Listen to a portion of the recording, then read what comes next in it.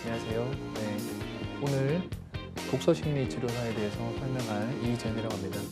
현재 고려대학교 대학원에서 언어학하고 그리고 심리학하고 뇌과학의 관계를 강의하고 있습니다. 오늘 얘기 드릴 독서심리치료사는 실제로 국가에서 인정하는 국가 자격증은 아니지만 현재 많은 심리사들이 도전하고 있고 현장에서 쓰고 있는 그리고 민간 자격증으로 딸 수 있는 그런 독서심리치료사입니다. 이 부분에 대해서 간단하게 설명을 드려보도록 하겠습니다. 우선 독서심리치료사에 대한 오해를 먼저 풀고 시작할게요. 앞에 있는 독서가 제일 먼저 들어오기 때문에 이게 독서 지도사라고 오해를 많이 하시는데 전혀 다릅니다. 그러니까 국문학 혹은 문학에서 시작되는 독서 전문가하고 실제로 심리치료사에서 시작되는 독서심리치료사, 이 두 개는 완전 다른 겁니다. 그래서 심리치료사에 대한 기반을 둔 자격증이라는 것을 먼저 알고 계셔야 되고, 그리고 국가에서 인정하는 자격증이 있는데 첫 번째로는 청소년 상담사랑 임상심리사는 국가에서 인정하는 자격증입니다. 우리가 알고 있는 산업인력공단에서, 한국산업인력공단에서 실제로 시험을 볼 수 있고, 그리고 임상심리사도 기관이 다르지만 어쨌든 국가 자격증으로 인정받는 자격증입니다. 그리고 현장에서 심리상담사는 기본적으로 학회에서 주는 그 자격증이 있기 때문에 통용될 수 있는, 우리가 학회에서 자격증을 땄다 하면은 인정할 수 있는 그런 자격증으로 쓰고 있습니다. 근데 이 국가 자격증 그리고 학회 자격증은 실제로 학위가 석사학위, 박사학위를 가지고 보통 활동을 많이 하기 때문에 접근하기도 어렵고, 현장에서는 누군가를 치료하거나 또 내담자를 만나서 상처를 치료하고 싶은데 너무 많은 시간이 걸리고 또 너무 많은 돈이 들기 때문에 접근하기가 참 힘든 것도 사실입니다. 그래서 이번에 소개하는 이 독서심리치료사는 민간 자격증으로서 딸 수도 있고, 또 이 과정을 통해서 점점 더 깊은 혹은 높은 단계에 도전할 수 있는 중간 다리라고 보실 수도 있는 장점이 있습니다. 실제로 이 독서심리치료사를 기반으로 해서 현장에서는 또 공부하고 싶다 해서 많이 대학원을 가는 다리로서 사용도 되고요.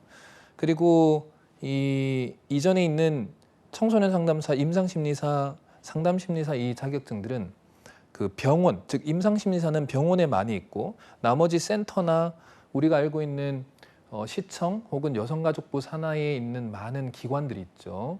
그런 청소년 상담 복지센터나 그런 드림센터나 이런 기관들에서 많은 전문가들이 있는데 실제로 이 독서심리치료사도 이 상담사 자격증을 가지고 있는 전문가들이 부가적으로 따서 내담자들한테 또 다른 매개의 기법으로 쓸 수 있는 자격증으로 많이 사용하고 있습니다. 그리고 이 민간 자격증이 협회마다, 학회마다 다 다르기 때문에 제가 일반적인 기준만 먼저 설명을 드리도록 하겠습니다. 청소년 상담사는 상급부터 딸 수 있습니다. 청소년 상담사는 실제 학부에서도 일정 필수 과목, 필요한 시험을 치기 위한 필요한 학점을 이수하면은 학부만 졸업을 하고도 시험을 볼 수 있습니다. 3급을.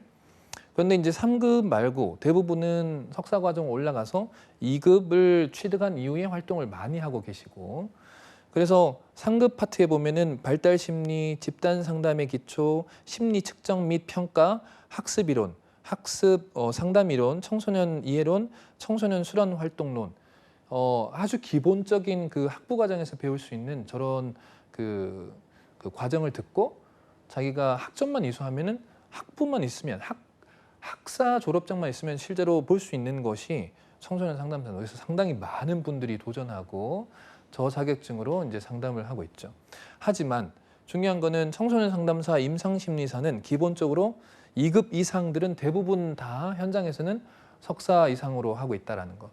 자, 반대로 이 독서심리치료사, 오늘 얘기할 이 독서심리치료사는 학부 심지어 이제 전문학사 그리고 일반 4년 학사를 가지고 있으면 실제로 도전을 상당히 쉽게 할 수 있고, 많은 분들이 지금 석사를 가기 전에 중간다리로 이제 하고 있는데요. 2급 같은 경우에는 제가 밑줄을 그었는데 이 이상심리학이라는 게 어찌 보면 치료의 핵심입니다. 치료, 즉 독서 지도사는 학생들을 만난다라고 생각하시면 이 치료를 담당하는 심리치료사들은 내담자라 그래서 몸이 아픈 환자 말고 정신 건강에 있어서의 회복을 해야 되는 마음의 상처가 있는 사람들을 우리가 보통 내담자라고 부릅니다. 상담자와 내담자로서 만났을 때 내담자의 상처를 치료하는 것도 치료라는 과정을 거쳐야 되기 때문에 도대체 어디가 아픈지 전문적으로 파악할 수 있는 기본적 이론이 있는데 그게 바로 이상심리학입니다. 그래서 독서심리치료사도 어느 협회든 어느 학회든 기본적으로 이상심리학은 꼭 배우셔야 됩니다. 이 이상심리학이라는 것이 긴간을 해가지고 2급, 1급으로 이렇게 올라가면서 배웁니다. 1급은 사실은 우리나라에서 독서치료사와 관련된 학과가 있나요? 라는 질문을 많이 하시는데 하나의 예를 들면은 그 경북대학교의 대학원에 문학치료학과가 있습니다. 대학원에. 근데 그 제목이 어쨌든 그 학과의 타이틀이 기본적으로 문학치료죠. 네. 아주 광범위한 개념입니다. 근데 그 문학치료 학과에 들어가더라도 문학과 관련된 치료를 배우는 게 아니라 어차피 심리학 이론을 기반으로 해야 되고 그리고 문학과 관련된 국문학도 배우고 심지어 철학도 배웁니다. 철학에서 배우는 이론을 가지고 와서 심리에 적용하는 철학심리학이라는 영역도 배워야 됩니다. 그래서 이 독서심리치료사의 가장 상위 개념은 아무래도 철학적인 심리 개념을 꼭 공부를 해둬야 됩니다. 그 중에 하나가 락강 같은 이론이죠. 간단하게 어렵지만 잠깐 설명드리면은 사람은 자아가 세 개로 되어 있다라고 얘기하거든요. 상상계, 상징계, 실제계. 이 용어 듣자마자 힘들죠. 하지만 되게 간단해요. 상상계는 이미지입니다. 사람은 태어나서 말을 못하고 눈을 떠서 엄마라는 존재를 시각적으로 보면서 엄마구나 아빠구나라고 인식을 하죠. 그 이미지, 사람을 이미지로 어떻게 인식되느냐가 상상계입니다. 근데 엄마라는 이미지, 아빠라는 이미지, 우리가 누군가를 떠올렸을 때 그 이미지가 깨져 있는 사람들은 이미 누군가를 바라보는 관점 자체가 힘들겠죠. 그래서 시각적으로 누군가를 마주보고 대화하는 이미지 자체가 힘든 사람이 있습니다. 그런 것들은 이제 상상계에 문제가 있는 거고, 두 번째, 인간은 30개월 정도만 지나면은 빠른 아이들은 10개월만 지나도 말을 하기 시작하죠. 그런데 보통 말은 누구에게 의해서 세게 들어가냐 하면은 이제 엄마라는 존재는 이미지로 강하게 형성되지만 아버지들의 말을 통해서 세상을 언어로 인식합니다. 뭐뭐 하지 마, 이거는 해봐야지 라고 엄마보다 훨씬 강력하고 명확한 언어라는 걸 통해서 세상을 인식하게 만드는 아버지들의 말을 통해서 규칙, 규율 이런 것들이 이제 형성되거든요. 그래서 세상을 인식할 때 이미지 말고 상상계 말고 언어로 인식하는 이거를 이제 상상계, 상징계라고 했을 때 상징계입니다. 상징계. 그리고 세상 살아가면서 이렇게 이미지랑 그다음에 언어를 이해하는 이 상징계를 빼면 이걸 벗어 던지면은 온전히 이제 나 혼자 존재하죠. 이게 바로 실제계거든요. 이렇게 락강이 말을 하는 그 사람을 구분하는 자아, 상상계, 상징계, 실제계 이렇게 있는 것처럼 이러한 이론들을 하나씩 배우면 저 사람이 어느 부분에 힘든 부분이 있고 어떤 부분이 아픈 부분인지를 명확하게 구분을 할 수 있다는 장점이 있습니다. 이런 이론들 이제 상위 개념부터 배우고 당연히 여러분들이 많이 학부 때도 들어본 프로이트 또 프로이트의 딸인 우리가 알고 있는 프로이트는 지그문트 프로이트인데 그 딸은 안나 프로이트라 그래가지고 우리가 정말 많이 들어봤죠. 그 방어 기제라는 디펜스 메커니즘이라는 방어 기제라는 것에 대해서 정리한 거는 우리가 알고 있는 프로이트가 아니라 그 딸인 안나 프로이트가 사실 정리해놨습니다. 그래서 이러한 기본적인 발달뿐만 아니라 정신적인 부분의 이론들을 이제 배워 나가는 것이 바로 독서 심리 치료사입니다. 독서 심리 치료사는 민간 자격증으로서 주변에 보이는 학회, 그다음에 연구소 혹은 협회들을 통해서 쉽게 접근할 수 있지만 물론 그 커리큘럼 과정 안에서는 학위 과정처럼 탄탄하게 아주 실용적으로 적용하는 그런 자격증이라고 이해하시면 좋겠습니다. 자, 그러면 독서 심리 치료사가 뭔지 조금 심도 있고 좀 개념상 좀 이해할 수 있도록 설명을 드려보도록 하겠습니다. 그 독서라는 것은 매개로서 발전된 개념입니다. 그러니까 매개가 뭐냐 하면은 누군가와 누군가를 연결하는 그 중간 다리 역할을 하는 건데, 그 100년 전만 하더라도 사람이 사람을 눈을 보고 대화를 하다가 어느 순간 상처를 얘기를 하라 그러면 너무 힘들어하는 겁니다. 당연하겠죠. 처음 만난 사람한테 자기 상처를 쉽게 꺼내는 게 어렵겠죠. 그러다가 종이를 꺼내서 종이에다가 가족을 한번 그려보세요라고 했는데, 그렇게 말을 안 하고 그렇게 자기 상처를 드러내기 힘들었던 사람이 갑자기 종이에다가 너무 쉽게 자기 가족들을 그리면서 그 자기의 상처가 있는 사람에 대한 위치나 강도나 색깔을 표현하면서 드러낸 거예요. 이걸 보고 이런 상황을 많이 목격을 하면서 사람이 눈을 보고 서로 상처를 꺼냈을 때는 상당히 어렵게 꺼내는데, 종이라는 이 매개, 중간 대상, 사람이 아닌 사물을 통해서 상처를 꺼내서 표현하는 거는 쉽구나라는 것을 발견하면서 이런 매개 상담이 엄청 이제 발전하기 시작합니다. 그 중에 가장 많이 발전되어 있는 매개 상담 기법이 바로 미술이죠. 그래서 놀이치료나 아니면 미술이나 이 중간에 자기 상처를 드러내기에 좋은 그 도구, 이것을 바로 이제 매개라고 하는데, 독서도 말 그대로 그 내담자가 글을 읽어내면서 그 주인공이든 혹은 주변 인물들에 대해서 감정이입을 세게 하거나 자기의 상처를 투여해서, 투사라 하는데 던져가지고 표현을 하거나 감정을 드러낼 때 이러한 부분이 쉽게 나온다라는 걸 발견합니다. 그래서 이런 매개로서, 매자가 안내하다의 매자고, 그리고 이 개자가 사이에 들어갔다, 들다라는 뜻입니다. 그래서 사람과 사람 사이에 들어가서 그 아픈 상처를 쉽게 드러낼 수 있도록 도와주는 게 바로 매개이고요. 그래서 독서를 매개로 써서 실제 주 활동은 뭐냐면은 그 내담자의 아픈 마음을 치료하는 것이 바로 심리치료입니다. 독서 심리치료는 독서를 매개로 사용해서 내담자의 마음을 치료하는 활동을 말합니다 라고 정의를 할 수 있겠죠. 이제 이 말을 읽으면 좀 이해가 되시죠? 그러니까 독서 심리치료의 핵심은 심리치료입니다. 그런데 그 앞에 미술을 매개로 쓰는 심리치료사가 있고, 또 놀이를 매개로 쓰는 놀이 심리치료사가 있고, 그 놀이 중에서도 모래놀이가 있고 혹은 인형놀이가 있고 다양합니다. 그리고 우리가 지금 오늘 하고 있는 이 상담사 자격증은, 심리치료사 자격증은 독서를 매개로 하고 있다는 것을 이해하시면 되겠습니다.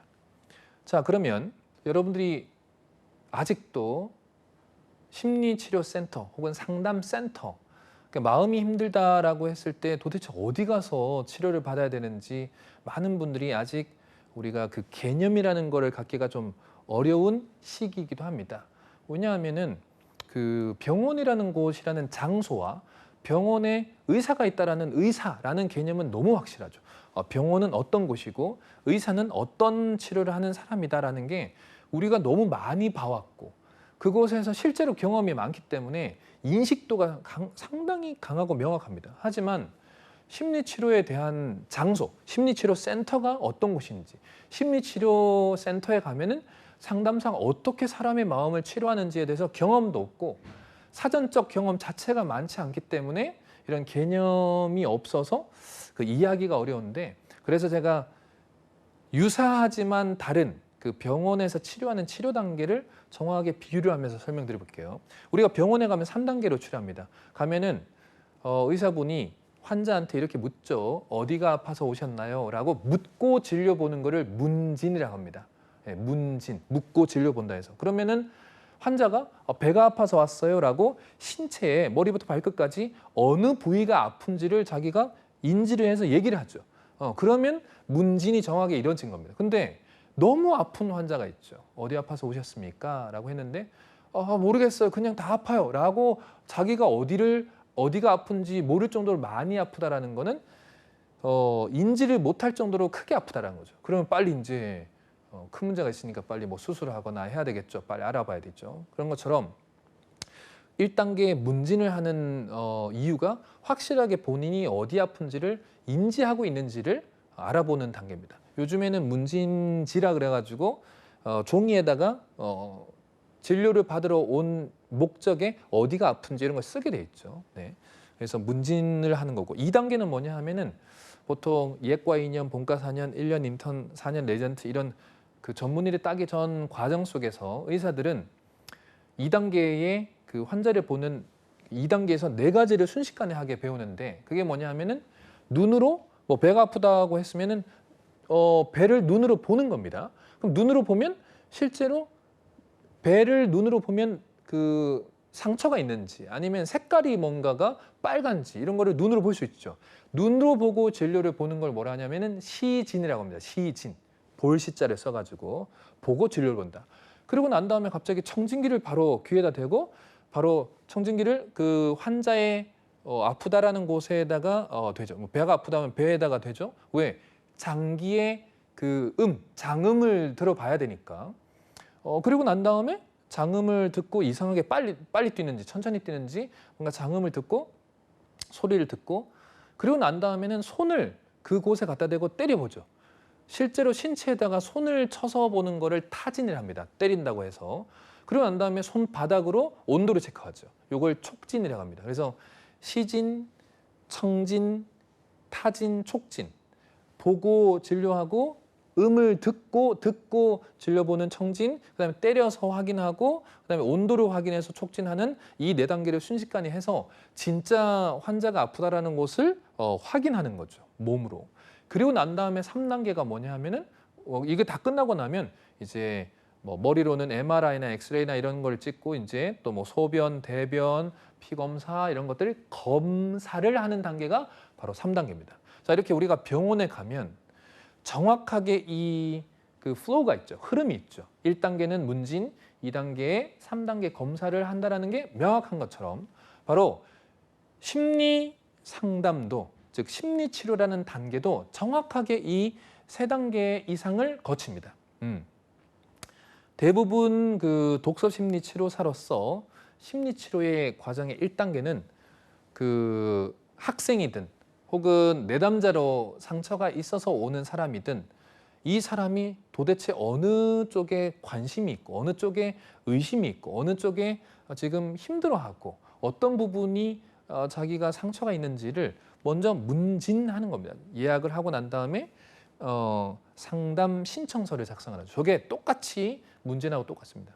그리고 2단계에는 의사들처럼 신체를 그 아픈 곳을 시진을 하는 게 아니라 그 이 내담자가 누구와 어떤 사람의 얘기를 할 때 떠는지 어떤 상황의 얘기를 할 때 떠는지 어떤 장소의 얘기를 할 때 떠는지 어떤 시간대를 얘기를 할 때 떠는지를 몸의 떨림을 시각적으로 봅니다. 보통 이것이 실제 의사들이 하는 시진과 흡사합니다. 그러니까 어느 상황일 때 몸을 그 떨면서 이 상담을 듣고 있는지를 보는 게 시진과 똑같습니다.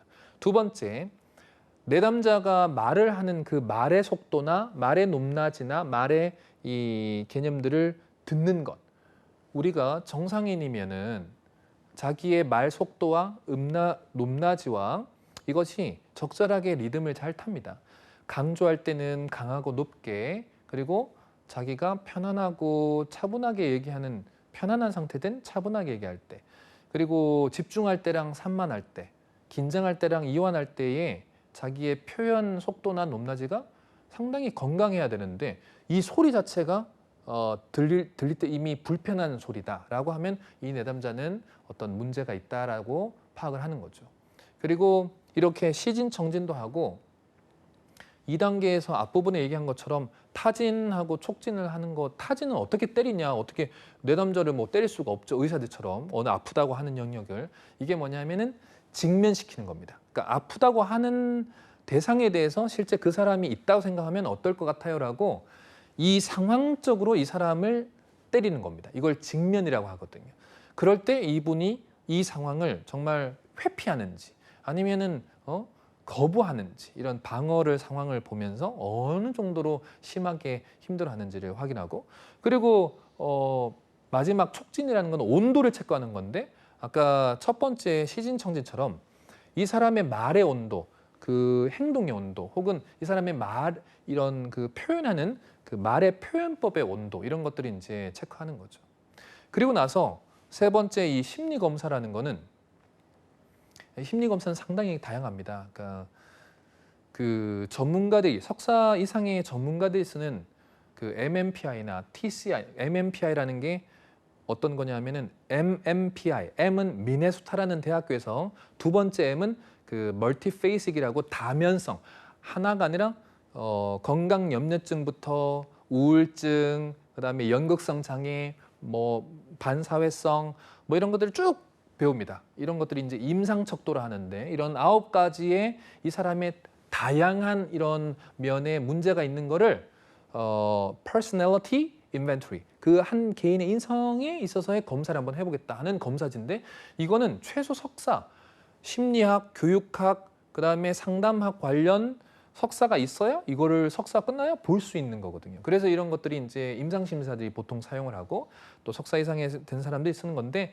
그런 거 말고 성향 검사라는 게 있습니다. 그 사람의 성향만 파악을 하면은 대인관계에서 어떤 문제가 있는지 보통 지금 그 MBTI나 아니면 애니어그램이라는 게 있습니다. 애니어라는 말은 숫자 9라는 뜻인데 그래프 그러니까 9명의 사람을 그래프로 나눠 가지고 이 사람들이 어떤 성향인지를 파악하는 뭐 이런 그 검사지들은 실제로 그 석사가 없어도 충분히 이런 독서 심리 치료사로서 성향을 파악하는 검사는 충분히 이것도 따로 배워서 같이 활용을 할 수 있습니다. 자, 이런 세 단계가 똑같이 하죠. 그리고 이 오늘 설명을 하고 있는 이 독서 심리 치료사의 제가 하고 있는 뇌과학 독서 심리 치료 센터에서는 이 세 가지에서 더 좀 과학적인 부분을 하는데 그게 뭐냐 하면은 바로 뇌파 검사를 합니다. 보통 이제 예전에는 실제 뇌 안을 들여다보는 기술력이 없었기 때문에 실제로 신경 치료나 뇌 치료하는 게 상당히 제약이 많았었습니다. 근데 지금은 그 MRI의 발전을 통해서 이 영상술이라는 게 통해서 실제 단층 촬영을 해가지고 어디가 문제 있는지, 그러니까 구조와 기능을 단층 촬영을 통해서 보거든요. 그래서 우리가 그 인공위성에서 국가를 바라보면 어느 지역에 어느 나라가 있다 이런 구조를 볼 수 있고 저녁에 이제 불을 다 꺼놓고 저녁에 밤에 인공위성에서 이렇게 국가들을 바라보면은 예를 들면 우리나라로 봤을 때는 이제 우리나라는 불이 엄청 많지만 북한은 불이 거의 꺼져 있죠. 이런 상황을 보면 이쪽은 저녁에도 활동성이 강하고 북한 지역은 활동성이 없구나 이런 활동성을 보죠. 이 기능을 보거든요. 뇌도 똑같습니다. 이게 그 검사를 MRI 같은 검사를 하면은 단층 촬영을 하면은 각 영역에 부위가 어느 기능 구조를 하고 어떤 구조를 갖고 있고 그 안에 기능은 어떤 기능인지 이런 역할이 발전됐어요. 근데 그것의 가장 핵심이 뭐냐면 바로 이런 그 뇌파에 대한 그 검사거든요. 여러분들이 이제 진짜 아파서 병원에 가면 그 가끔 이런 드라마도 이런 거 들어보셨죠? 뇌사 판정. 그래서 병원에서 뇌사 판정을 어떻게 내릴까요?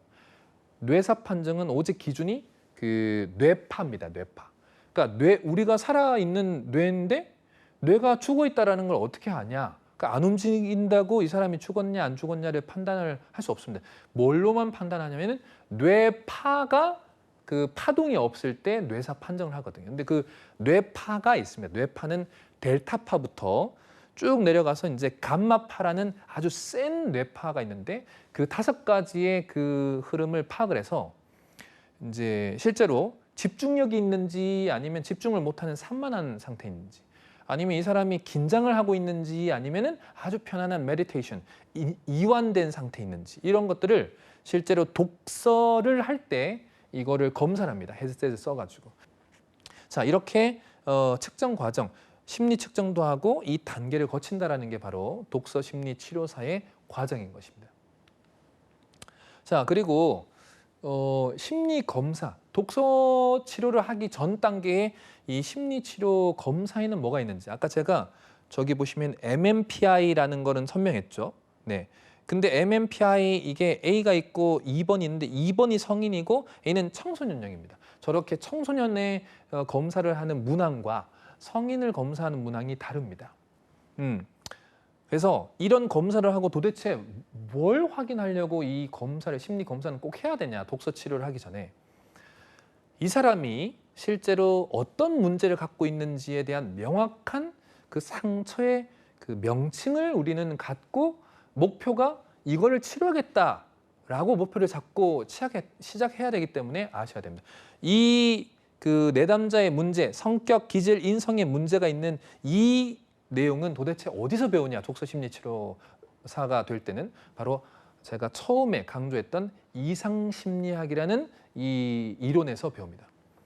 여기 쓰여 있는 지금 아이들, 초중고 아이들이 가장 많이 하고 있는 게 뭐냐면 모발 뽑기나 이 손톱을 물어뜯는 증상들 있죠. 피부 벗기기 장애. 이런 것들부터 시작해서 쭉 가면은 우울 장애, 양극성 장애, 순환 감정 장애까지 이런 것들이 다 이상 심리학에서 배웁니다. 예를 들면은 여러분들이 현실에서 많이 보는 문제가 어떤 게 있죠? 불안 장애, 네, 불안증 같은 거. 실제 여러분들은 이런 독서 심리 치료사에 대한 관심이 있어서 이거를 보기 시작했지만 일반적으로는 불안은 불안밖에 없는 것처럼 보이죠. 그런데 이 전문적으로 이런 과정을 듣게 되면은 불안도 7가지로 나눠서 우리가 이 사람에게 정확하게 치료해 줘야 되겠다라는 기준이 생깁니다. 범불안 장애라는 게 있고 모든 게 다 걱정되는 거. 그다음에 예를 들면 쥐, 뱀, 뭐 특별한 뭔가 하나가 두려운 불안이 있어요. 그걸 특정 공포 장애라고 하고, 그다음에 광장 장애, 막 큰 곳에서 혼자 밥 못 먹는 사람. 보통 요즘에 혼밥 다 하는데 혼자 밥 못 먹는 사람. 그리고 난 다음에 사회 공포 장애라고 하고 있고, 또 우리가 말하는 연예인병이라고 보통 많이 하는 대인 공포도 있고, 이렇게 요 5가지는 일반 성인들도 많이 하는데 어린 아이들만 많이 걸리는 불안 장애가 또 2개가 더 있어요. 그게 뭐냐면 분리불안 장애랑 그다음에 이제 선택적 함구증, 이런 것들에 대해서 들어보니까 참 정확하지만 다양하죠. 네, 이런 부분에 대해서 이 독서 심리 치료사에 그 도전을 하시는 분들은 이 내용들을 충분히 다 배울 수 있다라는 거. 네. 앞부분은 이렇게 설명을 드리고 뒷부분에 더 자세한 내용으로 설명을 또 이어가도록 하겠습니다.